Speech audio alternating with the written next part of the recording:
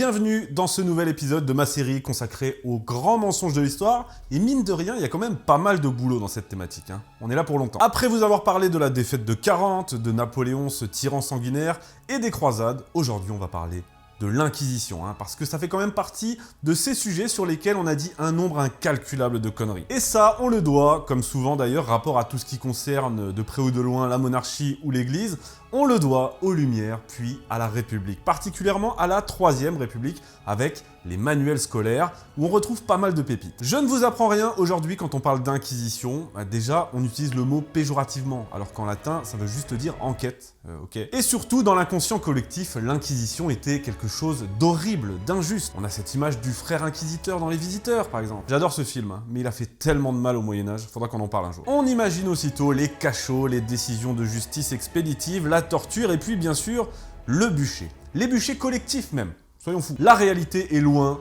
bien loin de cet imaginaire. Un imaginaire savamment instauré dans l'esprit des gens pour des raisons pas très catholiques, c'est le cas de le dire. Comme pour les croisades, on va remettre les choses dans leur contexte. On va expliquer ce que fut l'Inquisition, en France comme ailleurs, notamment en Espagne, quels ont été ses buts, son utilité et ses conséquences réelles. C'est parti. Le partenaire de cette vidéo, c'est nos amis de chez Kalos, une marque française qui vous propose une large gamme de produits de grande qualité, inspirés de valeurs fortes, à savoir l'histoire, la force, la beauté. C'est pas mal. Et au-delà de tous leurs autres super produits, par exemple leur gamme de vêtements ou leur chevalière dont je vous avais déjà parlé, Kalos vous propose aujourd'hui deux nouveautés. La première, c'est une nouvelle gamme de bijoux, pendentifs et bracelets, fabriqués par un artisan geôlier. Non seulement ils sont magnifiques, mais en plus ils ont du sens. Vous retrouverez par exemple l'épée joyeuse, épée des rois de France, le bracelet en cuir avec la fleur de lys, mais moi, ce qui m'a le plus intéressé, c'est leur croix Fides. Bon, ici, on la voit pas très bien, donc je vais vous la mettre à l'image, avec la locution latine « In hoc signo vinces », par ce signe tu vaincras, splendide. Ça faisait longtemps que je recherchais une croix, et celle-ci est parfaite, c'est beau, c'est élégant, artisanal et surtout, c'est fait en France. Mais Kalos, c'est aussi le Kalos Kagatos, c'est-à-dire l'homme complet. Et c'est pourquoi leur deuxième nouveauté, ce n'est autre qu'une collection sport de combat, avec des gants de boxe et de MMA, toujours de grande qualité, en cuir et avec des références à l'honneur et au courage. Alors si vous souhaitez vous faire plaisir, qu'il s'agisse des bijoux, de la gamme sport ou du reste de leur collection, franchement, allez-y, vous ne serez pas déçus et vous soutiendrez une entreprise française qui a placé le beau au cœur de sa démarche. Le lien est dans la description et en plus, avec le code HISTOIRE10, vous aurez 10% de réduction sur votre commande. Moi je dis allons-y quoi. J'aimerais, pour commencer cette vidéo sur de bonnes bases, vous montrer les petites pépites de la Troisième République, celles qu'on trouvait dans les manuels scolaires et que cette Troisième République apprenait aux enfants au sujet de l'Inquisition. C'est rapide, vous en faites pas, mais bon, c'est très parlant. Voilà ce qu'on trouvait dans les manuels de cours moyens. Je cite, « En 1244, on brûla 250 hérétiques à la fois dans la petite ville de Montségur. En 1328, plusieurs centaines d'autres furent emmurés dans une grotte près de Foix où on les fit mourir de faim. L'Inquisition, répandant partout la terreur et empêchant les hommes de penser, fonctionna durant plusieurs siècles dans les pays catholiques. » C'est peur, Et maintenant, en cours supérieur, je cite, « Les peines sont atroces, la torture, l'emmurement perpétuel, le bûcher, la liberté de penser est étouffée par les cadavres d'innombrables victimes. » Sympa, non? Tout ça, c'est n'importe quoi, on va y revenir, mais je trouve ça plutôt amusant parce que déjà, parler de libre pensée pour l'époque, c'est complètement débile, ça serait comme parler des droits de l'homme, mais en plus, évoquer la libre pensée de la part de gens qui, eux aussi, ont formaté toute une génération d'écoliers avec leurs sentences irrévocables. Bon, donc, face à ce ramassis d'inepties, reprenons depuis le début. Qu'est-ce que les croisades ? Non, c'est pas ça. Qu'est-ce que l'Inquisition? Eh bien, on va voir tout ça, mais avant, je vous invite juste à vous abonner à la chaîne, si ce n'est pas déjà fait, parce que c'est vraiment un soutien très important, et par avance, je vous remercie. L'Inquisition, alors comment dire? C'est un tribunal ecclésiastique qui a été introduit en 1833 par le pape Grégoire IX, avec pour but de mettre fin aux hérésies, c'est-à-dire tout ce qui déviait du dogme catholique. Et justement, ça arrive à point nommé dans des conditions assez particulières, puisqu'on est alors en pleine hérésie cathare. Le catharisme, en gros, c'est un mouvement qui s'est surtout beaucoup répandu dans le sud de la France, dans le Midi au XIIIe siècle, et qui, pour aller très vite, considère que Dieu incarne le bien, alors que le monde matériel est le royaume du mal. le diable. Et bien sûr, ils rejettent tous les sacrements et l'autorité de l'Église catholique. Aux yeux de cette dernière, ils sont donc des hérétiques. Quand on a dit ça, il faut bien comprendre que c'est pas la méchante Église catholique qui dit « Tiens, ceux-là, ils pensent pas comme nous, on va les exterminer ». On vit à l'époque dans une société très pieuse. Toute la société est orientée autour de la religion et l'Église a la mission suprême de guider les âmes vers les cieux. À noter également qu'à l'époque, l'Inquisition est soutenue par une immense majorité de la population. Chacun avait conscience de l'importance de sa mission, pas seulement pour l'Église, mais pour le salut de tous. Et il faut bien se mettre ça dans la tête, c'est très important. L'unité de la foi, la vie dans l'au-delà, le salut des âmes, c'est hyper important. Plus important que la vie elle-même. Le royaume est une unité, c'est comme un corps. Et lorsque un membre de ce corps pourrit, eh bien, il faut le soigner au risque de menacer le reste de l'ensemble. Le soigner ou le couper, on va y revenir. Bref, c'est dans ce contexte que l'Inquisition est mise en place, mais justement, on va commencer par là, la volonté première de l'Inquisition, c'est pas de couper ce membre, mais bien de le soigner. La grande mission de l'Inquisition n'est pas de punir, mais de ramener l'hérétique sur le droit chemin de la vérité et de le réconcilier avec le reste de la communauté. Il faut bien comprendre que pour l'Église, un hérétique brûlé vif, c'est un échec cuisant. C'est le cas de le dire. Comment ça se passe? Des inquisiteurs, donc chargés d'enquêter, sont nommés directement par le pape et ne dépendent que de lui. Ils sont envoyés dans une localité bien définie. Ils commencent par faire une prédication générale en rappelant la foi et en exhortant les hérétiques à se dénoncer ou à se convertir. Ensuite, les hérétiques ont en général 15 jours à 3 semaines pour se repentir. Et ce n'est qu'au bout de ce délai que débute leur passage, s'ils ne l'ont pas fait, devant le tribunal inquisitorial. Et la première chose que l'on peut dire à propos de ce tribunal, c'est qu'il est, pour l'époque, d'une extrême modernité. Oubliez tout de suite les idées reçues sur les verdicts arbitraires et cruels, parce que ça, justement, c'était surtout à l'époque le fait de la justice laïque et seigneuriale. Déjà, ça n'est pas une procédure accusatoire, c'est une procédure inquisitoire, donc basée sur l'enquête, ce qui déjà marque un net progrès. L'accusé bénéficie aussi tout un tas de protections. Il doit donner la liste de ses ennemis personnels, par exemple, histoire d'éviter les faux témoignages mal intentionnés. Et d'ailleurs, les faux témoignages sont sévèrement punis. Ensuite, on l'isole, on le soumet à des pressions, un peu l'ancêtre de la garde à vue. Et si, et seulement si, il refuse de renoncer à ses fausses croyances jusqu'au bout, c'est là qu'on va aller plus loin.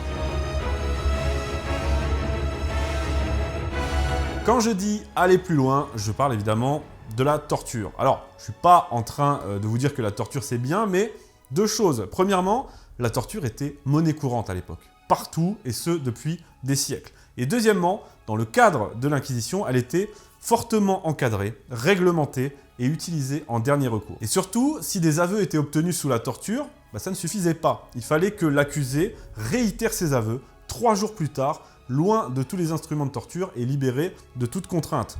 Donc, je ne suis pas en train de vous dire que c'est formidable, mais à l'époque, c'était comme ça, que ce soit pour l'Église comme pour le reste de la société. Et pour l'époque, encore une fois, eh bien, c'était moins pire, bien moins pire que les autres formes de justice. Enfin, dans le cas où l'hérétique persiste dans ses errements et refuse consciemment d'abjurer, c'est là et seulement là qu'il est remis au bras séculier, c'est-à-dire à la justice laïque, qui elle seule avait le pouvoir de le mettre à mort. Et je le répète, toute procédure inquisitoriale qui se termine par une mise à mort, pour l'Église, c'est un échec absolu. Ça signifie qu'elle a failli à sa mission de le ramener vers le vrai chemin. Et ces mises à mort, justement, parlons-en, parce que là, je vous ai parlé des extrêmes. Et contrairement à la légende, eh bien, elles étaient extrêmement rares. Il est difficile d'avoir des chiffres précis, mais je vais vous donner quelques exemples. Vers 1241, l'inquisiteur du Quercy Pierre Sella a prononcé 671 condamnations. Ça s'étend sur plusieurs années. Et sur ces 671 condamnations, aucune peine de mort. Voilà. Dans le pire des cas, c'est-à-dire pour 98 d'entre eux, ils étaient envoyés défendre Constantinople. Ça leur fera les pieds. Entre 1286 et 1329, maintenant, on est en pleine répression contre les Cathares, donc c'est vraiment le summum des tensions. Eh bien, à Albi, on dénombre seulement 58 albigeois condamnés à une peine afflictive, donc corporelle, soit 6% du total. Enfin, à Toulouse, de 1308 à 1323, l'inquisiteur Bernard Guy prononce 633 sentences, soit 42 par an sur 15 ans, ce qui est assez peu. Et sur ces 633 sentences, la grande majorité, 307, c'est de la prison. 153 peines sont mineures 89 sont prononcées contre des mecs qui sont déjà morts, et on dénombre seulement 41 remises au bras séculier, donc condamnation à mort. Donc certes, ça a existé, mais c'est pas non plus le génocide qu'on nous présente, et ne serait-ce qu'en termes de chiffres, on est loin, très loin de, je sais pas, par exemple, la terreur révolutionnaire. Donc on est loin de cette image de génocide total orchestré par des fous furieux avides de sang, ennemis de la libre pensée, notion qui, je le rappelle, n'a aucun sens pour l'époque.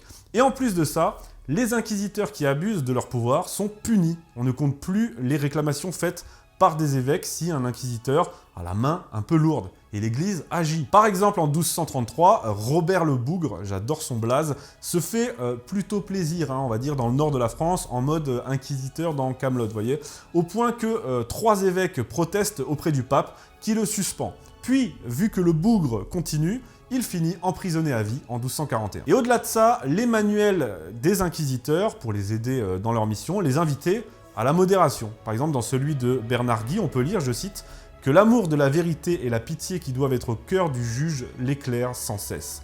Dès lors, ces sentences ne pourront pas paraître le fait de la convoitise ou d'une cruauté perverse. » Donc on voit non seulement que c'était loin d'être une entreprise gratuitement cruelle, qu'elle était réalisée avec une mission bien particulière, spirituelle et partagée par l'ensemble de la population, et qu'elle était très encadrée et largement en avance sur son temps. Dernière chose dont j'aimerais parler, l'Inquisition telle qu'elle a eu lieu en France est souvent confondue, voire mise sur le même plan que l'Inquisition espagnole, alors que ce sont deux choses bien différentes à des époques différentes. Il est vrai, l'Inquisition espagnole a été bien plus dure, mais déjà ça n'atteint pas non plus des proportions astronomiques, encore une fois, tout est amplifié, mais en plus, le contexte lui-même était très dur. Et c'est ça qu'on oublie de dire volontairement, c'est que l'Inquisition espagnole, déjà, elle commence au XVe siècle, c'est-à-dire juste après la Reconquista, donc dans un contexte de grande tension religieuse, dans un pays à peine libéré et qui compte encore 300 000 musulmans et 100 000 juifs. C'est pour s'assurer que les nouveaux convertis ne sont pas des agents doubles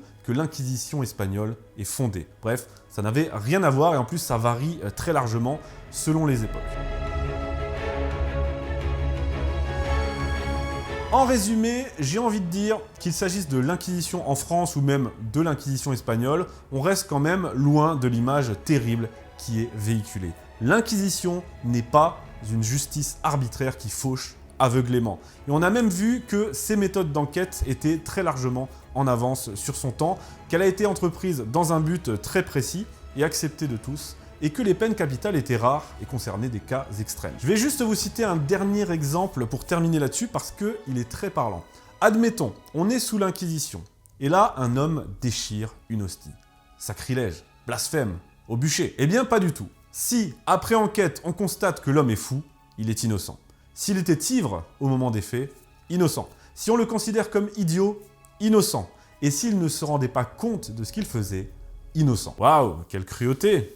On dirait la justice française aujourd'hui. Enfin voilà, vous l'aurez compris, l'Inquisition n'est pas du tout ce qu'on a voulu vous faire croire. Comme d'habitude, je me suis évertué à remettre les choses dans leur contexte, dans leur époque, et à vous expliquer les choses qui font que l'histoire est ce qu'elle est. J'espère que j'aurai accompli cette mission au mieux et que l'épisode vous a plu. Si c'est le cas, n'oubliez pas de liker et de vous abonner. Et donnez-moi votre avis en commentaire ou d'autres informations, si vous en avez, ça peut être intéressant. N'oubliez pas également notre partenaire Kalos et le code promo pour bénéficier de 10% de réduction. Vous allez forcément trouver votre bonheur sur leur site, le lien est dans la description. Je vous dis à la semaine prochaine.